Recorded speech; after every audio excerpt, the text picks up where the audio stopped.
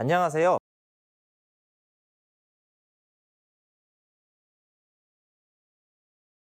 안녕하세요. 배민 사장님 앱의 웹뷰 개발을 담당한 셀러 웹프론트 개발팀의 김양원입니다. 안녕하세요. 배민 사장님 앱 iOS 개발을 담당한 배민푸드 iOS 개발팀 박하영입니다. 배민 사장님 앱 1편 영상에 이어 사장님 앱을 개발하면서 마주한 이슈를 해결해온 과정을 공유하려고 합니다. 배민 사장님 앱 2편 종합 개발 세트, 지금부터 시작하겠습니다. 배민 사장님 앱 1편 영상에 이어 사장님 앱을 개발하면서 마주한 이슈를 해결해온 과정을 공유하려고 합니다. 배민 사장님 앱 2편 종합 개발 세트, 지금부터 시작하겠습니다. 순서는 다음과 같이 진행됩니다. 사장님 앱의 실시간성 이슈, 하이브리드 앱에서의 사용성 이슈, 안드로이드의 확장성 이슈를 해결하는 과정을 iOS, 프론트, 안드로이드 개발자가 설명하도록 하겠습니다. 혹시 관심 있는 주제가 있다면 더보기의 타임라인을 참고하셔도 좋을 것 같습니다. 사장님 앱에서는 배민 앱에서 결제한 주문을 접수하는 일을 하고 있습니다. 접수하는 일에 어떤 이슈가 생기는 걸까요? 먼저 한 건의 주문이 일어나는 과정을 살펴보겠습니다. 사용자가 주문하고 사장님 앱에 주문이 들어오면 접수 버튼을 눌러 주문이 접수되었음을 알려줍니다. 주문 상태가 변경되었으니 사용자에게 안내하고 조리가 끝날 때쯤 라이더 배차를 요청한 뒤 대기합니다. 라이더로 배차가 들어옵니다. 가게로 이동한 라이더는 도착과 픽업을 각각 사장님, 사용자에게 알립니다. 배차된 라이더에게 음식을 전달하고 배달이 완료되면 완료 버튼을 확인합니다. 30분의 짧은 시간 동안 배민, 사장님, 라이더 이렇게 3개의 플랫폼이 함께 주문을 완성합니다. 한 건의 주문에 필요한 일들입니다. 이 일들은 주문의 상태에 따라 3개의 플랫폼에서 나누어 수행했었는데요. 이를 위해서는 주문 상태가 실시간으로 갱신되어야 합니다. 게다가 주문이 특정 시간대에 대량으로 몰린다는 대전제를 고려하면 또한 주문 목록이 안정적으로 갱신되어야 하죠. 주문 상태를 실시간으로 갱신하고 대량의 주문 데이터를 안정적으로 전달하기 위해 앱에서 쓸 수 있는 기술은 어떤 것이 있을까요? 폴링과 푸시 두 가지 방법을 생각해 보았습니다. 둘 중 어느 것이 사장님 앱에 적합한지 폴링부터 살펴보겠습니다. 폴링이란 일정한 주기로 서버와 응답을 주고받으며 동기화하는 방식입니다. 아래 그림으로 살펴보겠습니다. 먼저 앱에서 서버에 데이터를 요청합니다. 그 다음 서버는 동기화를 위한 데이터를 응답해줍니다. 이후 응답받은 데이터로 앱의 기존 데이터를 동기화합니다. 이렇게 한 사이클이 완성이 되면 일정 주기로 반복합니다. 탁구공이 왔다 갔다 하듯 앱과 서버가 응답을 주고받죠. 다음으로 푸시란 앱 사용 여부와 관계없이 사용자에게 보내는 알림 메시지를 말합니다. 배지, 배너, 알림음 등으로 사용자에게 메시지를 알려줍니다. 푸시를 구현하기 위해서는 FCM 또는 APNS에 발신자와 수신자를 등록해야 합니다. 발신자로 서버를, 수신자로 앱을 등록한 뒤 API에 맞춰 메시지를 보내면 됩니다. 요구 조건을 다시 한번 살펴보겠습니다. 특정 시간에 몰리는 주문량을 대응하기 위해 주문 목록을 효율적으로 갱신해야 하고 상태에 따라 3개의 플랫폼에서 수행하는 동작이 결정되기에 주문 상태를 즉시 갱신해야 합니다. 서버로부터 대량의 주문을 한 번에 갱신하기에는 폴링이 적합해 보이고 요구사항 대응이나 신규 주문 접수 등 즉시 갱신에는 푸시가 적합해 보입니다. 그럼 둘 다 쓰는 건 어떨까요? 주문 목록 갱신에는 폴링을 쓰고 주문 상태 갱신에는 푸시를 쓰는 겁니다. 그럼 실제 앱에서 폴링으로 주문 목록을 갱신하는 과정을 살펴보겠습니다. 앱에서는 1분 주기로 주문 수의 변화가 있는지 확인하는 API를 호출하고 응답이 오면 주문 목록 업데이트 여부를 확인합니다. 주문 수의 변화가 있다면 서버에서 주문 목록 API를 호출하여 캐시에 저장하고 있는 주문 목록 데이터를 업데이트하고 리스트 UI를 업데이트합니다. 이 과정에서 에러가 발생할 수 있는데요. 토큰의 에러가 발생한다면 폴링이 불가능하다 판단하여 로그인 화면으로 이동시킵니다. 만약 네트워크나 서버 오류로 판단된다면 폴링 재시도하는 UI를 표시하여 대응합니다. 이제 푸시로 주문 상태를 갱신하는 과정을 두 가지 케이스로 알아보겠습니다. 신규 주문 케이스입니다. 서버에 신규 주문이 들어오면 앱에 알려줘야겠죠? 사장님이 버튼을 누르시면 주문을 접수하였음을 서버에 알려줍니다. 그러면 서버는 주문 상태를 바꿔주고 변경 사항을 앱에 알려줍니다. 이렇게 푸시로 대기 중에서 접수 완료 상태로 갱신해 보았습니다. 라이더 배차 케이스도 살펴보겠습니다. 오른쪽에 조리가 끝난 주문이 보이는데요. 조리 시간이 이렇게 끝나게 되면 앱에서 라이더 배차를 요청합니다. 라이더 앱에서 수락하면 서버는 주문의 라이더 상태를 없음에서 배차됨으로 바꿔줍니다.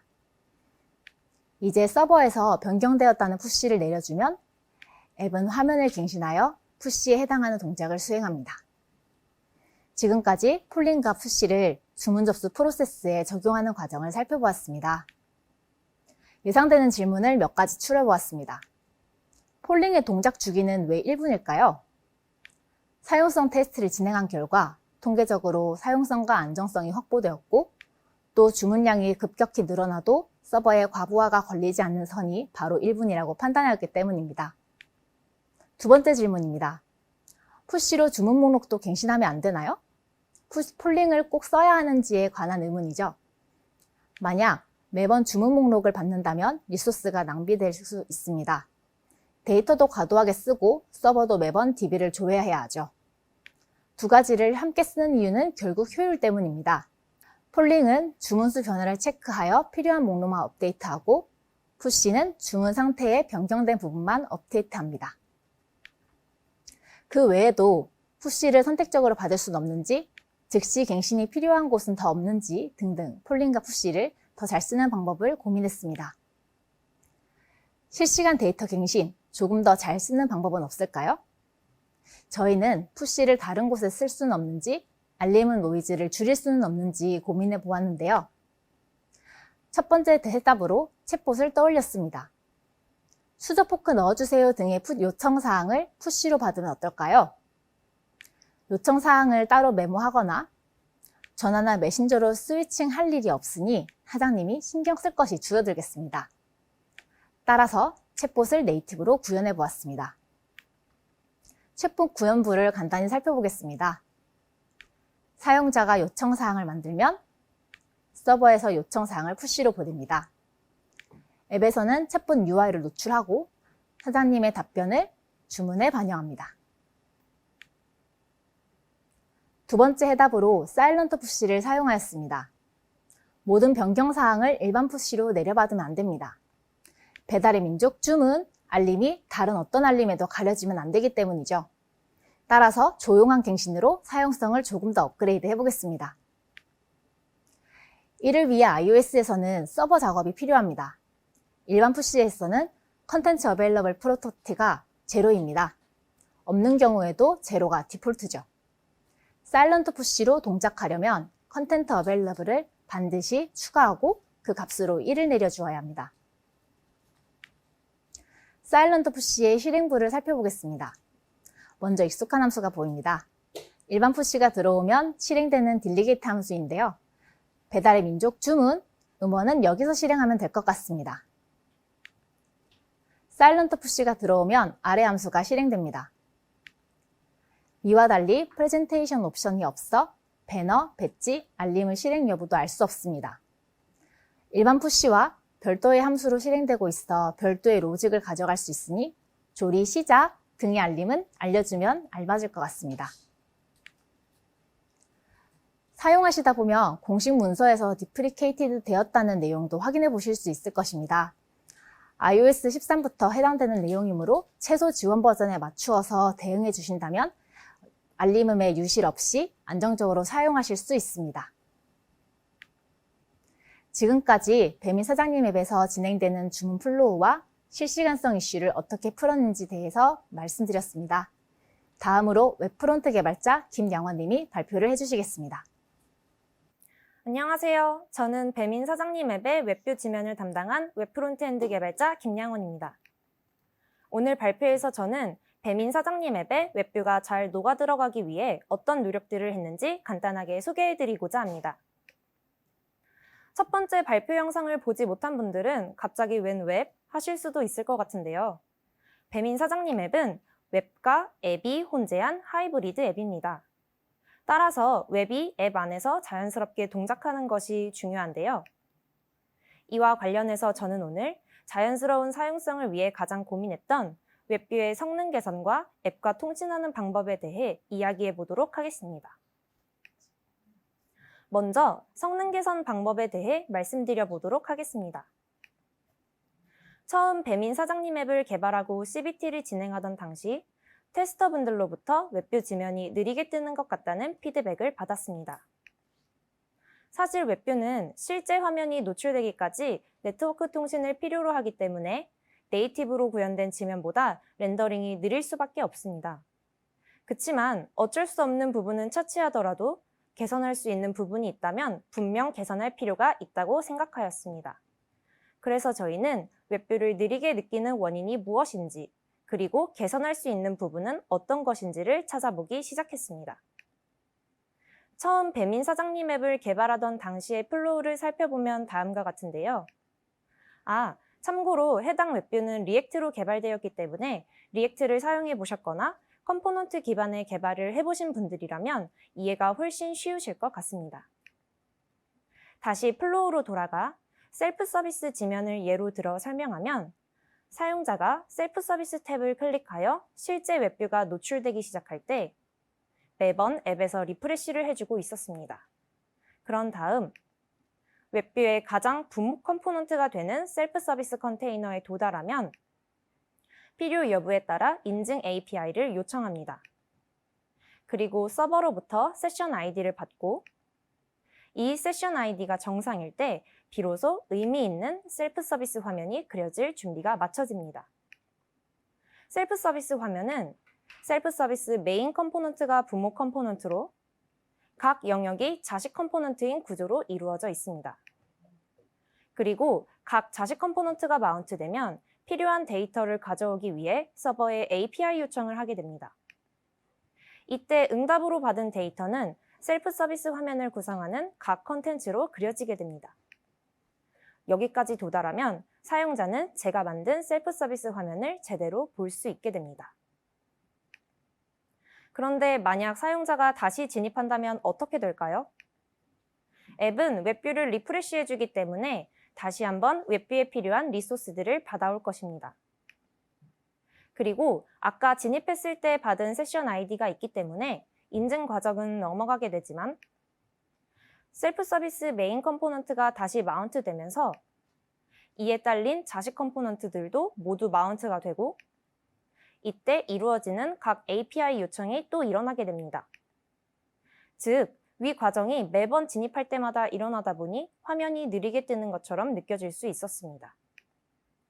웹뷰가 느리게 느껴질 수 있는 부분을 찾았습니다. 그럼 해당 부분을 어떻게 해결하였을까요? 먼저 웹뷰에서 자주 변경되지 않는 데이터들을 캐싱하는 방법을 사용했습니다. 캐싱은 성능 개선을 위해 가장 널리 사용되는 방법 중 하나인데요.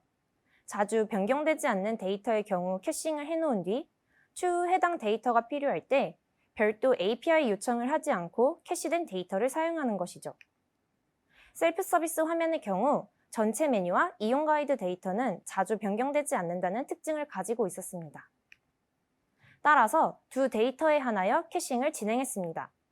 사용자가 처음 진입하여 해당 컴포넌트들이 처음 마운트될 때 진행되었던 API 요청의 응답을 로컬 스토리지에 저장하고 이후 사용자가 다시 진입하면 캐시된 데이터를 사용하여 화면을 그렸습니다.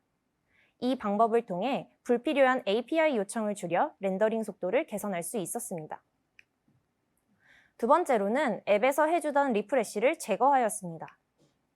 사실 리프레시를 해주던 이유는 웹뷰에서 보여지는 데이터를 매번 최신화하여 보여주기 위함이었는데요. 그렇지만 매번 웹뷰 리소스를 다운받고 실제 화면이 그려지기까지 너무 오랜 시간이 걸리게 하는 원인이기도 하였습니다. 따라서 첫 진입 때 로드된 웹뷰 리소스를 다시 진입했을 때에도 그대로 사용하게 하도록 하기 위해 리프레시를 제거하였습니다. 그런데 여기서 문제가 생깁니다. 바로 영업 임시 중지와 주간 매출 그래프인데요. 이 영역들은 자주 변경되는 데이터를 가지고 있어 오히려 사용자가 매번 진입할 때마다 그때그때 업데이트된 상태를 반영하는 것이 더욱 적절했습니다. 즉, 이 컴포넌트들은 매번 새로 마운트되고 새로 API 요청을 하는 것이 적절했습니다. 이를 해결하기 위해 다음의 사항을 고려해야 했습니다. 앱에서 리프레시를 하지 않기 때문에 사용자가 진입한 포인트를 웹뷰가 알고 있어야 했습니다. 그리고 사용자가 진입한 상태일 때 영업 임시 중지와 주간 매출을 리프레시 해주어야 했습니다. 이를 위해 웹 API 중 하나인 비지빌리티 체인지를 사용하였습니다. 비지빌리티 체인지는 브라우저 이벤트 중 하나인데요. 사용자가 현재 해당 도큐먼트에 포커스를 두고 있으면 비지블, 그렇지 않으면 히든이라는 비지빌리티 스테이트를 알려줍니다. 다시 말해, 비지빌리티 체인지를 사용하면 사용자가 셀프 서비스 화면을 보고 있는 중인지 아닌지의 상태를 알 수 있습니다. 사용자가 셀프 서비스 화면을 볼 때, 즉 비지빌리티 스테이트가 비지블일 때에만 영업 임시 중지와 주간 매출의 API 요청을 진행하고 이때 받은 응답값으로 해당 컴포넌트들의 상태를 업데이트해 주어 그 컴포넌트들을 리렌더링 시켜줌으로써 최신 상태를 반영해 화면을 그려주었습니다. 결과적으로 매번 4번 이상 요청하던 기존의 방식에서 이제는 2번만 요청하면 되는 방식으로 개선할 수 있었습니다. 이렇게 개선한 결과 화면을 더욱 빠르게 그릴 수 있었습니다. 한눈에 봐도 그 차이가 느껴지시죠? 다음으로 배민 사장님 앱에서 사용된 웹뷰와 앱의 통신 방법을 말씀드리도록 하겠습니다.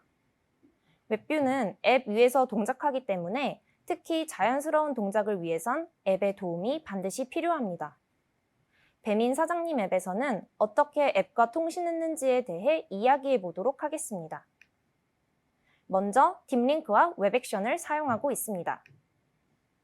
셀프 서비스 메인 웹뷰에서 상세 웹뷰로 넘어가는 것처럼 새로운 웹뷰 지면을 불러오거나 단순히 현재 웹뷰를 닫거나 뒤로 가기 동작을 실행할 때 혹은 외부 브라우저로 넘어가게 할 때 사용하고 있는데요.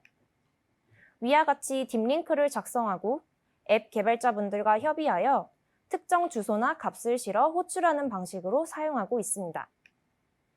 그리고 자바스크립트 인터페이스를 사용하여 통신하고 있습니다.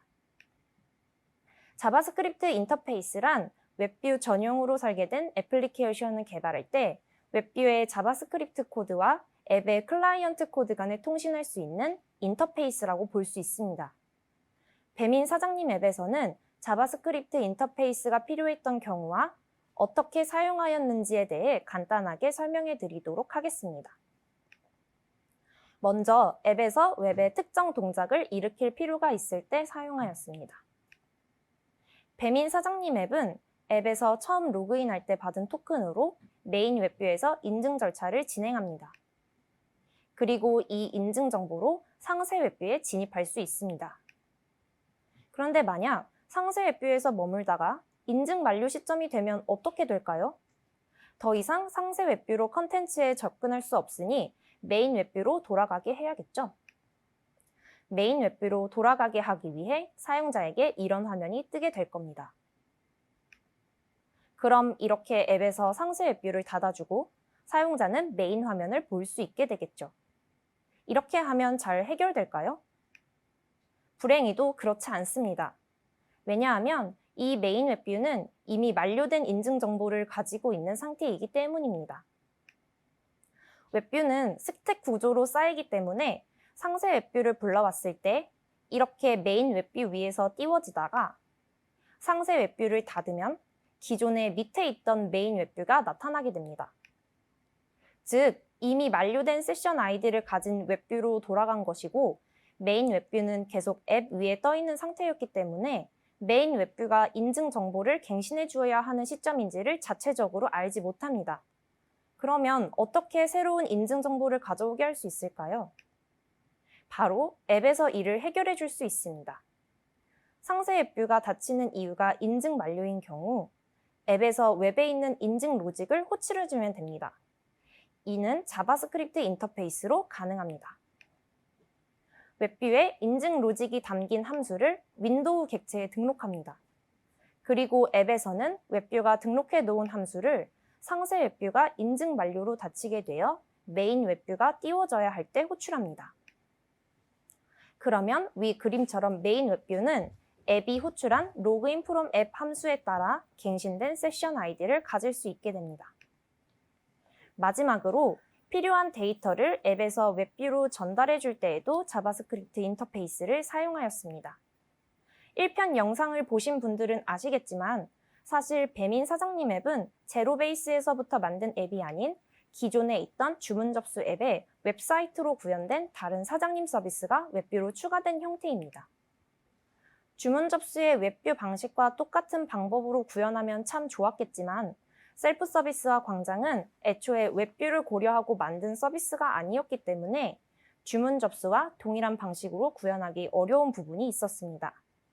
일례로 회원 정보 중 필요한 값을 셀프 서비스와 광장이 알아야 할 때 문제가 발생했는데요.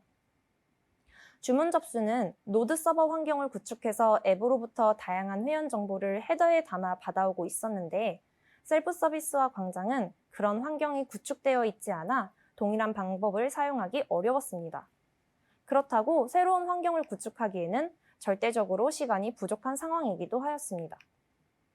이때에도 자바스크립트 인터페이스를 사용하여 문제를 해결했습니다. 먼저 웹뷰에서 회원 정보를 받아 처리하는 로직을 가진 getInfo callback 함수를 만들어 놓고 이를 윈도우 객체에 등록합니다. 그리고 윈도우에 앱 개발자와 협의한 인터페이스의 이름을 가진 인터페이스 객체에 등록된 getInfo라는 함수를 호출하고 getInfo callback 함수를 파라미터로 넘깁니다. 이 getInfo는 앱에서 자바스크립트 인터페이스에 등록한 함수인데요. getInfo 함수는 콜백으로 데이터를 넘기는 로직을 가지고 있습니다. 이렇게 앱으로부터 콜백으로 넘겨진 회원 정보는 웹뷰의 getInfo callback 함수를 통해 데이터로 전달받게 되고 필요한 처리를 할 수 있게 됩니다.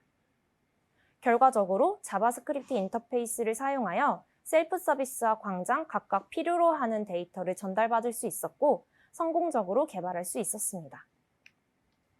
여기까지 배민 사장님 앱에서 웹뷰를 앱에 자연스럽게 녹이기 위한 방법들 중 대표적인 두 가지를 소개해 드렸습니다. 웹뷰는 앱에 종속되어 있는 특성이 있어 매번 앱의 환경을 고려해야 하고 앱 개발자와도 많은 협업을 하게 되는데요. 저에겐 그런 경험이 다른 도메인에 대한 이해도를 높이고 좀 더 도전적인 개발을 하게 하는 힘이 되었던 것 같습니다. 혹시 저처럼 다양한 도메인과 협업하며 성장하고 싶으신 분들이 있다면 배민 사장님 앱 개발에 많은 관심 부탁드리고요. 다음으로 안드로이드 개발자 김동현님께서 발표를 해주시겠습니다. 안녕하세요. 배민 사장님 앱 안드로이드 아키텍처를 설명할 배민푸드 안드로이드 개발팀 김동현입니다. 배민 사장님 앱은 기존 주문 접수 앱에서 기능 및 UI 업데이트가 진행되었습니다. 하지만 이게 끝이 아닙니다. 배민 사장님 앱으로 변신하면서 기술적으로도 변신까지 함께 진행하였는데요. 자세한 내용은 다음 장에서 공개하겠습니다. 아키텍처에 대한 리팩토링은 많은 개발자분들께서 고민하고 계시는 부분이라 생각됩니다. 물론 저희 개발팀도 항상 고민하고 있는 부분이고요. 과거에 배민 사장님 앱은 모델, 뷰, 프리젠터 이 세 가지로 구현하는 MVP 패턴을 사용하고 있습니다. 하지만 지금 배민 사장님 앱은 기존에 사용하던 아키텍처, MVP 패턴과 이별을 고하였습니다.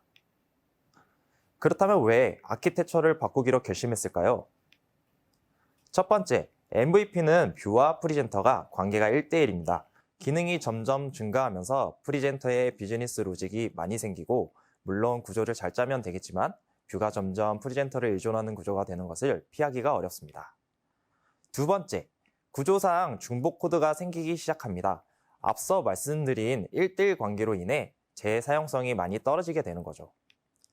세 번째, 기능이 추가되면서 구조가 복잡해지고 점점 UI 이벤트나 데이터 플로우를 확인하는 것이 어려워집니다. 네 번째, 구글에서 새로운 기술 도입을 발표를 하는데요. 현재 MVP 패턴 구조에 적용할 수는 있지만 생각보다 친화적인 구조가 되진 않았습니다. 다섯 번째, 현재 배달의 민족 앱에서 컴포즈 전환 작업을 점진적으로 진행이 되고 있습니다.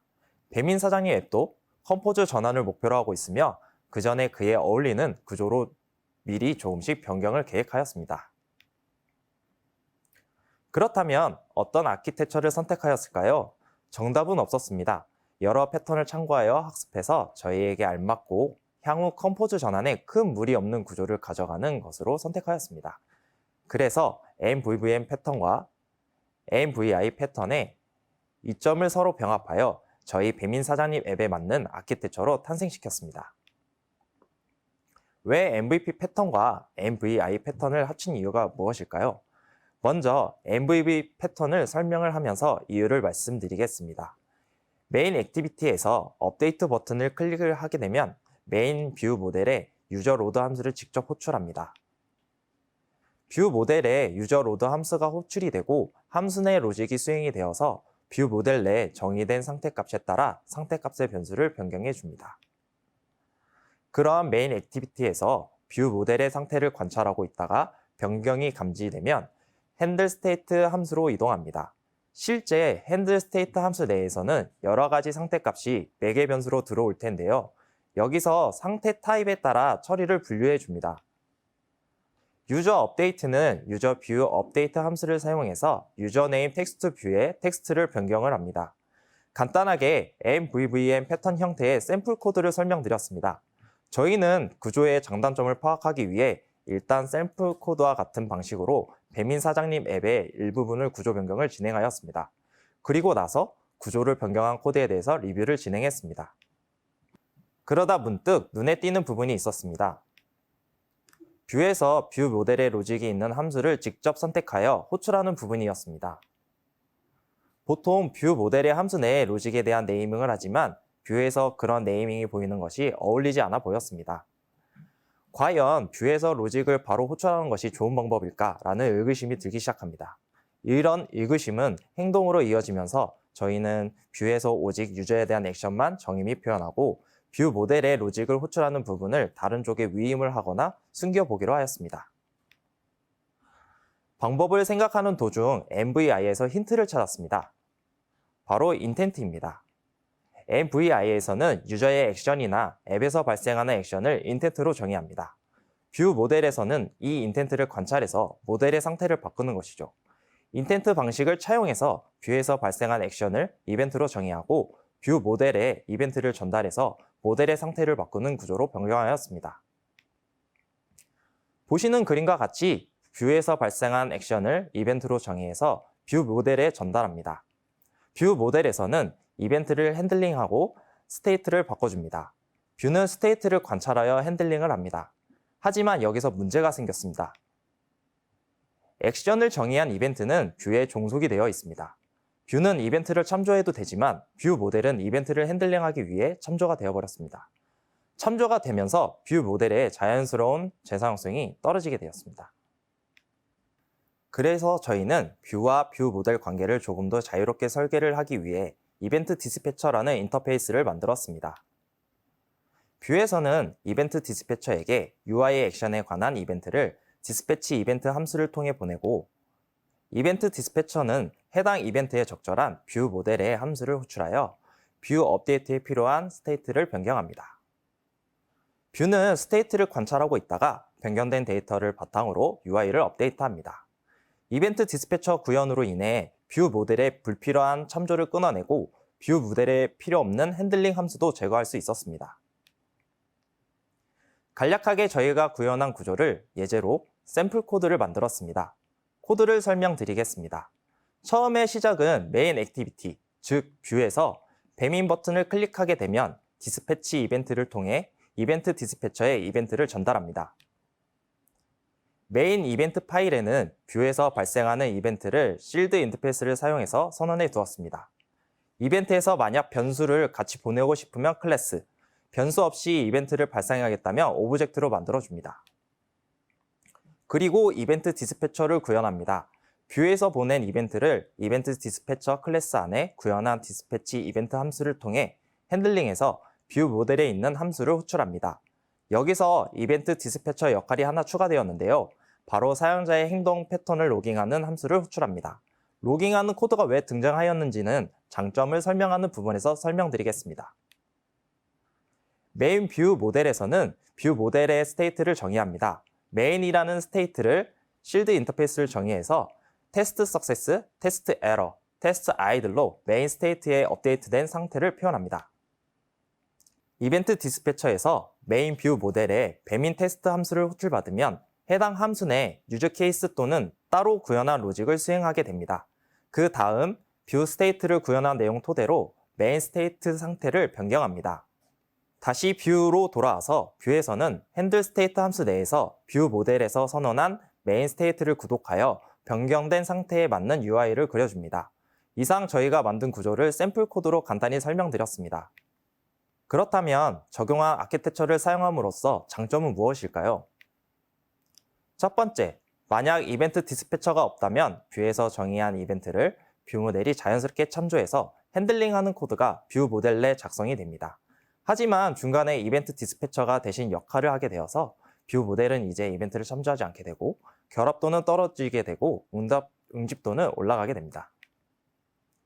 두 번째, 이벤트로 시작해서 이벤트 디스패처를 통해 뷰 모델이 상태를 바꾸면 뷰가 업데이트를 합니다. 이벤트로만 오직 뷰 모델에 있는 스테이트를 바꿀 수 있습니다. 세 번째, 호출되는 흐름이 이벤트 디스패처에서 한눈에 보여 가독성이 더욱더 향상이 됩니다. 더 이상 뷰의 코드에서 뷰 모델을 호출을 찾지 않으셔도 됩니다. 뷰는 그냥 이벤트만 발행하면 됩니다. 네 번째, 상용 앱을 개발하면 유저의 행동을 분석하기 위한 로깅 코드가 작성되는데요. 이벤트 디스패처를 사용하면 유저 액션에 맞춰서 이벤트 디스패처가 대신 로깅을 하게 됩니다. 이벤트 정의가 보통 사용자의 유저 액션의 정의를 한 거기 때문에 더 매칭하기 편하겠죠. 또한 뷰는 더욱더 UI와 관련된 코드만 작성하게 됩니다. 하지만 뭐든지 단점도 존재합니다. 실제 이벤트 디스패처를 사용하면서 저희가 느낀 불편한 점은 뭐가 있었을까요? 첫 번째, 이벤트 디스패처는 뷰와 1:1 관계를 가지게 됨으로써 필수적인 작성 코드가 됩니다. 즉, 코드량이 늘어나게 됩니다. 두 번째, 뷰에서 발생하는 모든 이벤트는 작은 것 하나라도 정의하고 핸들링 함수의 케이스가 증가하므로 뷰 모델의 함수를 호출해주는 코드가 생성됩니다. 이 또한 코드량이 또 미약하게 늘어나게 됩니다. 세 번째, 뷰에서는 비즈니스 로직이 필요 없는 간단한 UI 변경임에도 이벤트를 발생시키는 불필요한 코드가 생성이 됩니다. 세 가지 단점 모두 다 코드량이 증가하는 단점이 존재합니다. 하지만 이런 단점에 불구하고 저희가 이벤트 디스패처를 선택한 이유는 뷰는 뷰의 역할에 충실하고 뷰 모델은 뷰 모델에 충실할 수 있도록 각자의 영역에 맞는 역할을 독립시키기 위해서입니다. 배민 사장님 앱은 앞으로도 많은 숙제를 가지고 미래를 향해 달려가고 있습니다. 현재 리팩토링 중인 구조는 데이터 바인딩을 사용하지 않고 스테이트 플로우를 사용해 향후 컴포즈 전환이 쉽게 이루어집니다. 몇몇 화면에 리팩토링이 완료되었고 현재도 계속 리팩토링을 진행하고 있습니다. 현재 구조에서 컴포즈 전환에 대한 테스트를 해보았는데요. 테스트 결과 XML로 구성되어 있던 코드를 컴포즈로 전환하는 작업만 진행하였는데 큰 문제가 없었습니다. 배민 사장님 앱 안드로이드 개발자들은 형 구조를 개선시켜서 개발하는 개발자와 사용하시는 사장님들께 좋은 앱으로 기억에 남을 수 있도록 노력 중입니다. 배민 사장님 앱 개발자들은 항상 좋은 기술을 사용할 수 있도록 환경을 만들어가고 있습니다. 이상 저희 배민 사장님 앱은 만들면서 생긴 개발 스토리 공유는 마치겠습니다. 들어주셔서 감사합니다. 저희 배민 사장님 앱에서는 앞서 발표한 내용보다 더 흥미진진하고 새로운 과제를 가지고 도전하고 있습니다. 새로운 도전에 같이 할 여러분들을 찾고 있습니다. 많은 관심 부탁드립니다.